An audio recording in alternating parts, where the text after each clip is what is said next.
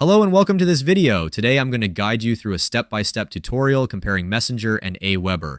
It's easy to get started, and if you'd like to follow along, there's a link in the description below. You can use it to sign up for a free trial or quickly log in to your account.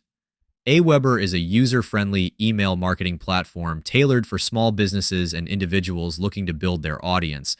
It features a drag-and-drop email builder, pre-designed templates, and automation tools that simplify the creation of newsletters, autoresponders, and automated email sequences. AWeber focuses on audience management, offering segmentation tools that enable targeted campaigns based on user behavior and preferences.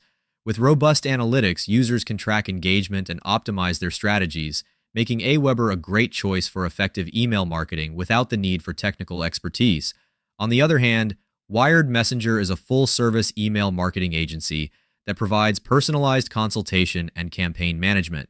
Unlike AWeber's self-service model, Wired Messenger works closely with clients to develop tailored email marketing strategies that drive results.